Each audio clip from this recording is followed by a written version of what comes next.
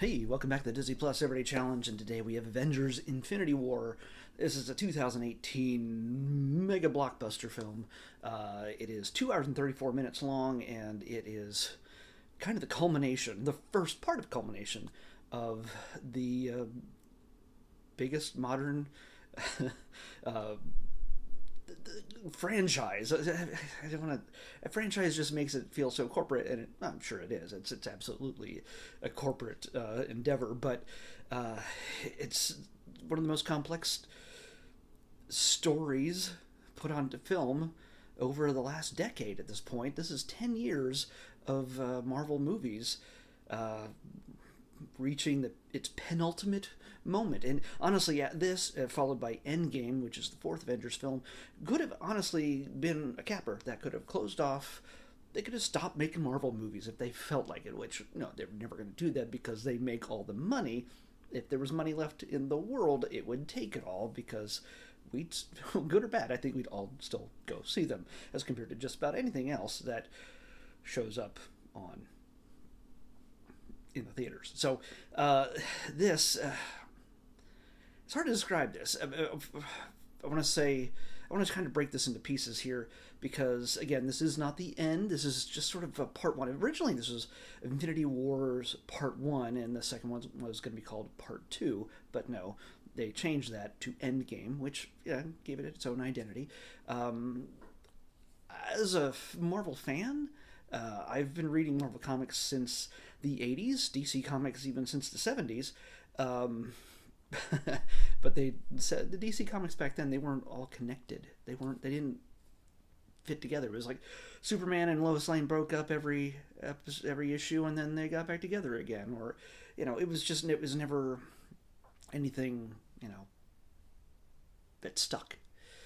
In this, everything has consequences. Everything is connected. It is the Marvel Cinematic Universe, starting with the Iron Man film back in 2008. And this is 2018. Yes, 10 years later, like I said. This this is considered one of the more devastating films because there is so much death in this. Whether you realize or not, whether you think you're innocent enough to think that it's all going to stick or not, well, that's adorable. But it's still, I read the original Infinity Gauntlet series, Infinity War, all that stuff back when I was much younger, and so to see this come onto the big screen is just huge. No, it's not the same exact story. It's not structured the same way. It's not. It's not.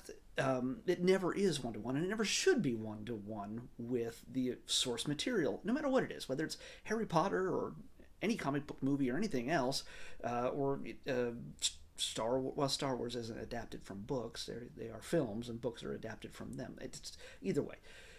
It's they should never be one to one, and that's great because I'm of the mind that when it comes to movies like this, where I know the characters already from reading them, and I may know the stories and themes that go along with them, I never want to get what I expect from these. Yes, Spider-Man should always have great power, comes great responsibility. There should be all the themes should be maintained of their characters. Captain America should not be a Nazi, even though he was in the comics for like 5 minutes for a short story arc that changed history or whatever it was. But when it comes to these things, their core essence should not be changed. How the story unfolds should absolutely be changed, and I love the fact that a lot of this stuff left me guessing as I was watching it, and it's beautiful. Um, sure, there's plenty of people who complain about things not going the way they wanted, but guess what? They aren't making the movie, so who cares? Who cares what you want? It doesn't matter. Does it make for entertaining adventure? Yes, absolutely. This is absolutely fun. Now, when I'm talking about breaking this into pieces, I sort of jumped all over that, and I should say, for somebody who's never watched a Marvel Cinematic Universe film, should you just jump in and watch this on Disney Plus? No. No. You're going to be completely lost. And that's one of the detriments of such a big, expansive universe, is that you can't just jump into these bigger Avengers films. Because this is we thought it was a big deal back in 2012 when we got the first Avengers film, and it was bringing Thor and Captain America and Iron Man, three very different characters, intentionally, and along with the Hulk and Black Widow and Hawkeye, bringing them all together into one story, and it shouldn't have worked. It no, we other franchises, other things. Well, it's never been really fully done to this degree. DC has tried to do this a number of times. They did the Justice League film, and that was, depending on your point of view, it was difficult because you're not dealing with normal people. There's a lot of normal people. The great thing about this is when it comes to the Avengers, when it comes to Marvel Comics characters, and it's what differentiated them in the '60s when the Fantastic Four first premiered in 1961. It showed them as normal people who just happen to have extraordinary lives and powers and adventures. They had trouble. Spider-Man has trouble paying the bills, and Fantastic Four is a family that bickers, and Reed is all sort of detached. Tony is an egomaniac. Tony, Iron Man. Hulk has anger issues. It's Captain America is a man lost in time. He's no longer in World War II. He's now in the modern day. And how does he fit? Does he have a purpose? Does anybody believe in the American dream anymore? Those things are important to not just us watching it, but to those characters themselves. Those characters feel things that exist. They do things and they feel things that exist outside of their power or their mission or their destiny or whatever it is. They are human. Even the aliens are human, in a sense. We like to humanize everything, to say that the pinnacle of all expression, even alien or animal or anything else, or tree, is to be human. It's to say that we are good, but with faults. And that's essentially what the Marvel Universe is. And so, yeah, wow, that was a bit of a tangent. I haven't had sugar today, but I'm invested in these films. I'm invested in these characters, and I feel passionately about them. So it's I can go on for probably a couple more hours. I will not do that. But in my thing was saying that, if you have never watched a Marvel Cinematic Universe film, should you jump right into this? No. You might still be entertained by it, but you might not have a clue as to what's going on. My mom has watched the Guardians of the Galaxy films, mainly because my brother and I would go to see the film, and they wanted somebody to go along, and she felt like going to the movies, and she had nothing to do that night. She went along, and she enjoyed them. So she's seen the first two Guardians of the Galaxy films. She's never seen Captain America or Thor or Spider-Man or Iron Man films or the Avengers films. She's not seen any of those, and it's not like something that it's imperative. And when I tried to explain it to her, I actually tried to explain to her what's going on. I've seen pieces of the third Guardians of the Galaxy film back in July at Comic-Con. They showed us some stuff, and I said, this film is going to be intense, heartbreaking. More than likely, you're going to see what I'm talking about. They'll probably put a trailer in front of Avatar in December, I'm guessing. Or at the very latest in front of Ant-Man and the Wasp 3, Quantumania. So you're going to get an understanding as to what the final Guardians of the Galaxy film with those characters is going to be in May. And she's excited for that. She's actually very interested in seeing that. And I said, oh, by the way, next week is going to be a Guardians of the Galaxy holiday special, which is I'm going to be talking about that on Friday. I haven't seen it yet, of course. Well, I don't have the special access like some people do, but yet. But yeah, she's excited for that. But for me to say, oh yeah, by the way, in this movie, certain characters in part of the Guardians of the Galaxy died, like a lot of them. But then they got better. Some of them. Well, all of them, actually. All of them got better in one way or another. For one reason or another, they all came back. And but their connection to each other is going to be very different by the time you see Guardians of the Galaxy 3. If you haven't seen this, odds are it's the biggest movie, one of the biggest movies of all time. I mean, Endgame went beyond it, but it's the kind of thing where I can't really spoil a whole lot for anybody that cares. So Gamora is separated from the regular Guardians, and that's probably going to be a story point in the third Guardians film, but it's not the main story point. which I don't want to ruin for you. But um, when it comes to all this, uh, she's gonna watch the holiday special, and hopefully she'll get it. Hopefully she'll understand what's going on, and if they have mentioned anything from the Avengers films, because I tried to explain to her what happened in this film and Endgame. She was like, I don't understand anything you're saying. It just, she's in her 70s. She's not senile by any means. It's just that it's a lot to take in for your average person. You just can't walk into one of these things and go, well, that's a cinematic masterpiece worth that took in $1 billion+ at the box office. Yeah, you just can't do that. And of course, and by the way, there's a lot of people who watch these things and do not feel any level of passion for it, and they're going to just call it just noisy garbage. They're just, it's just, they're more erudite than the rest of us. They're more classy, and they love film rather than movies and something that's just popcorn flicky, which this absolutely is. But it does have depth, and it does have passion, and it has humor, and it has pathos, and it has tragedy, and it has drama, and it has all these things. And that's one of the things I love about this, because while yes, one of the detriments to it is that it has a backload of 20 some movies behind it, to get to kind of, you'd have to have pieces of all that to understand what's happening here. And there's so many characters. There's so many character introductions, like even a half hour into this film. I mean, at first you get Thor and Loki facing off against Thanos, which rolls right out of the after credit sequence in Thor Ragnarok, and we lose a major character, two in fact, within the first 5 minutes. And then we see Hulk, and then we see Doctor Strange and Wong, and then Iron Man, and then Spider-Man, and then Guardians of the Galaxy, and then you get Captain America, Black Widow, Scarlet Witch, Vision. You get all these characters just stacked upon each other. If you were somebody new to this whole thing, you'd be like, what the hell's going on? Who are all these people, and why are they even important? Well, they are, because what we thought was ambitious in 2012 with the first Avengers film, that's nothing. It's nothing.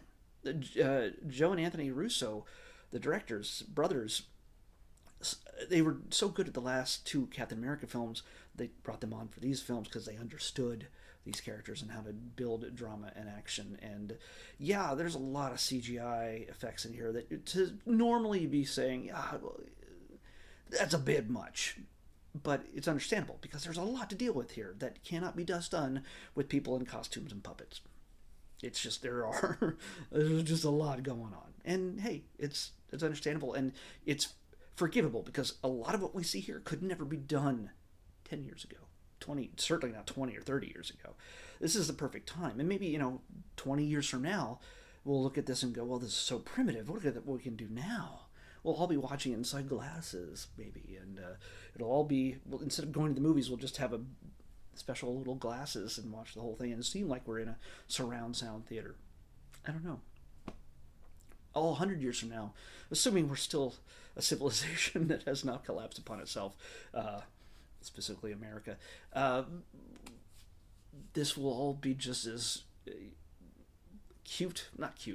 as primitive and vintage as Charlie Chaplin film, silent film.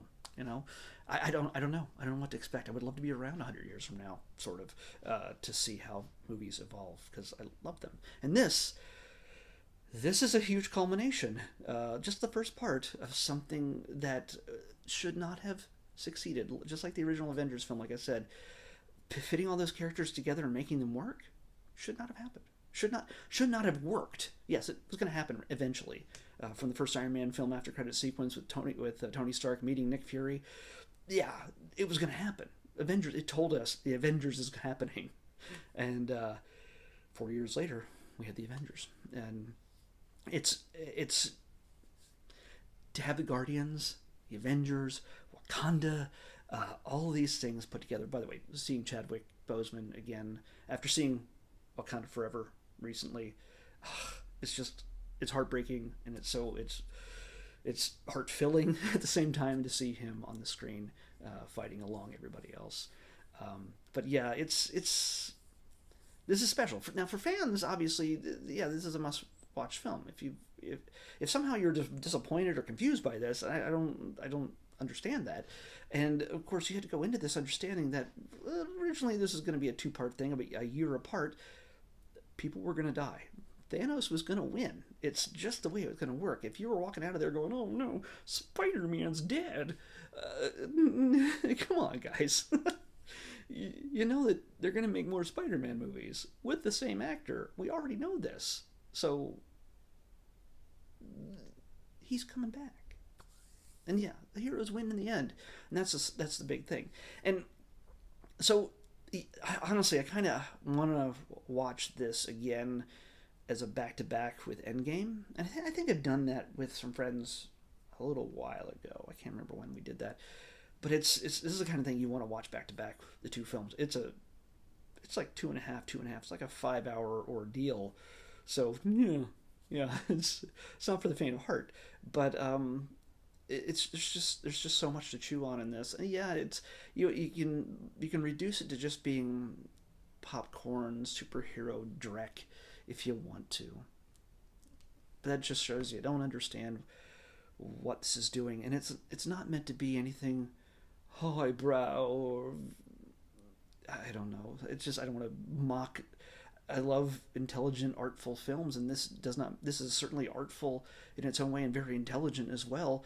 It just also allows people to have fun with the toys and the characters and the mythological creatures that we grew up with. We didn't have, people told stories about mythological heroes for centuries.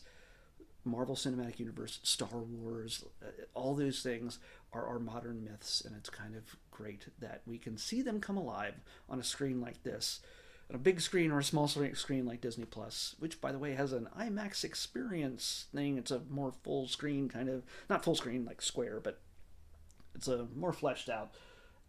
Yeah, it all depends on your aspect ratio and your TV, I guess. It's IMAX enhanced, so more picture. So yeah, that's really all I could say. I'm sure that I could talk about this a couple billion more hours, but we got to move on to something else. Like I said, Guardians coming up next couple days from now, but yeah, this is a dream come true. This to me, to see our heroes fight and lose, knowing in the end they'll mostly win, and it hits all the high notes of the story that I knew, but in different ways, and that's all right. I like that it had surprises and it stayed true to itself. It's all good fun. I know I'm forgetting something. There's an after credit sequence, obviously, which teases what you should watch next. Wonder what that might be. Well, yes, you'd want to watch Captain Marvel in between this and Endgame. So, yeah. Even though it takes place in the past. But, yeah, I guess there's nothing else. I'm going to kick myself because I know there's going to be something else I want to say. But we're going to pick tomorrow's episode anyway. 124. 124. 124. Huh. Okay. We're heading back into documentary territory again. With a familiar name, Jimmy Chin. I think we've had stuff with him before, but this one takes us to Edge of the Unknown with Jimmy Chin. So yeah, I'm not sure what that is. Yeah, we'll figure that out. Maybe there's an Avenger in it. I have no idea. Jimmy Chin. Well, say it again. Edge of the Unknown with Jimmy Chin on the next Disney Plus Everyday Challenge. I'll see you back here tomorrow with that.